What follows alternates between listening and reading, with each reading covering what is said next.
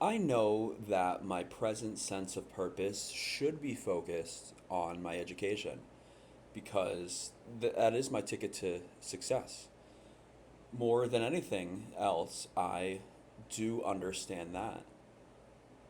I recognize, though, that it's not a ticket to solving all my problems.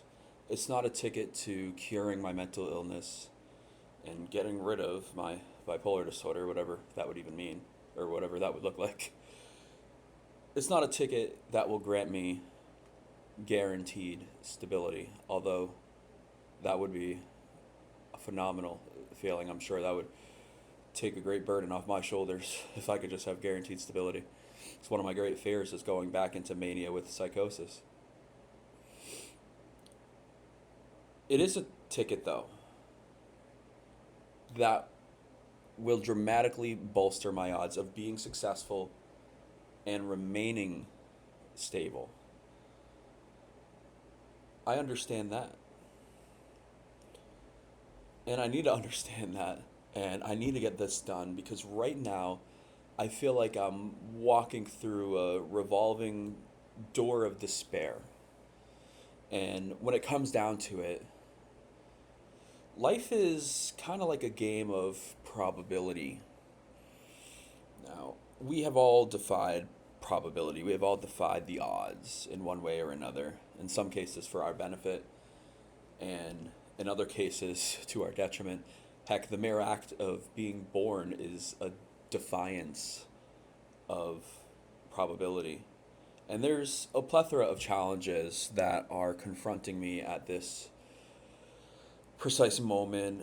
More broadly, one of my big fears is that I will be permanently stuck in the poverty cycle.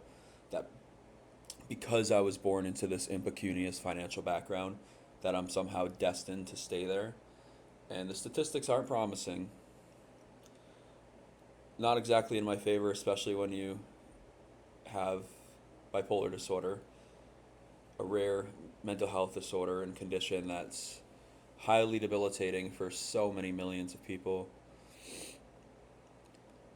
I don't want to be left behind in poverty because that's where anguish and self esteem of all time low will often reside. And my self esteem has already plummeted as it is. It's not as high as it used to be. I don't recognize the highly confident Tyler Adolfo of the past, pre mania, or even during mania. I had a delusional sense of confidence. More specifically, as far as challenges, I am taking some classes this summer and I want to make sure I get high academic marks my next few semesters, my last few semesters, so that I can increase the chances of me being accepted into a competitive law school program. That's my primary goal in life is to become an attorney. Right now I'm kind of leaning towards social security disability law. I've also considered criminal defense law, but I feel like I'm gravitating towards social security disability law at the moment just because of the battles I've held over these last few years.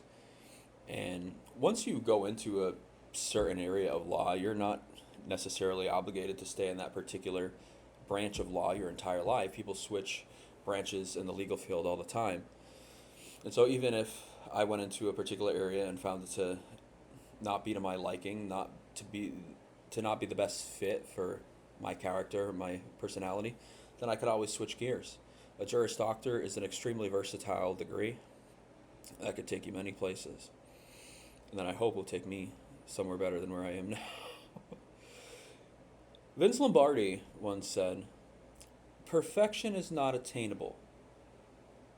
But if we chase perfection, we can catch excellence. This is the exact mindset I need to persist through this current chapter of my life and likely future chapters as well.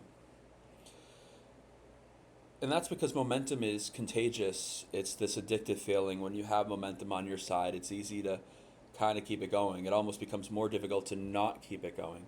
Like when you have a set of strong positive habits, it becomes harder not to do something that's beneficial to you than it is to, so, I mean, If I can build and maintain a habit of striving for perfection, as Vince Lombardi refers to it, then excellent outcomes will become the new natural order and pattern of my life. Because you see, routines can take us down a road of prosperity or a road of destruction.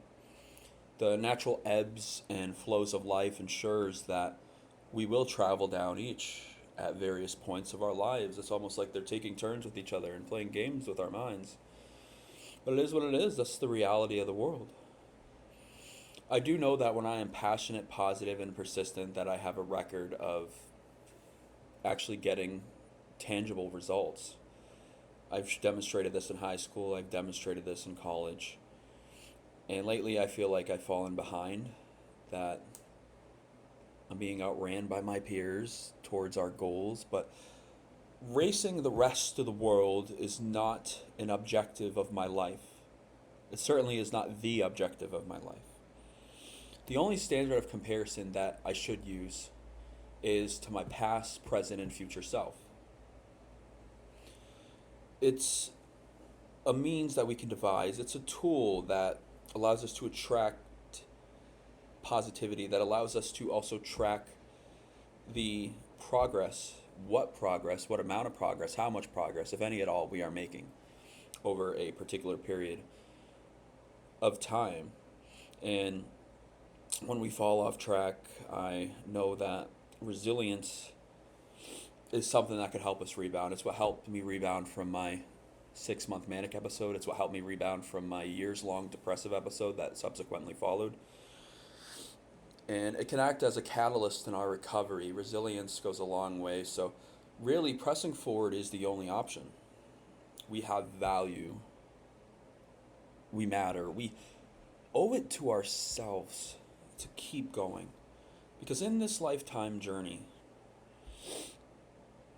let us never forget the opportunities and tools at our disposal that can help us maximize our chances of achieving success, whatever that may mean to us.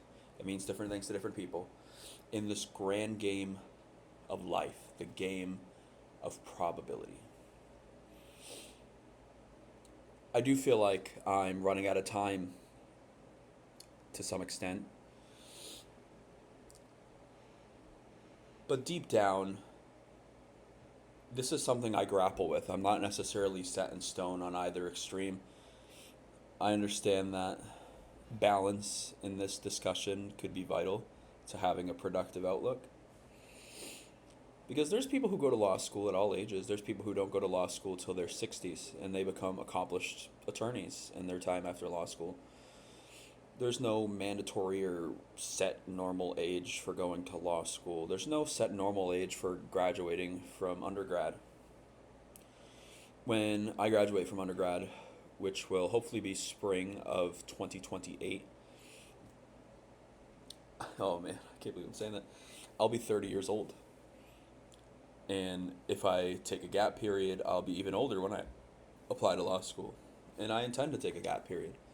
Kind of explore my options, see where my communication major with minor in pre-law could take me, if anywhere at all. I'm sure I'll find something good. So I'm just going to try to stay passionate, stay positive, and be persistent in the pursuit of my goals. Because as Vince Lombardi said, perfection is not attainable, but if we chase perfection, we can catch excellence. Thank you all so much for watching. If you're new here, please hit that subscribe button. I make mental health content on my channel primarily.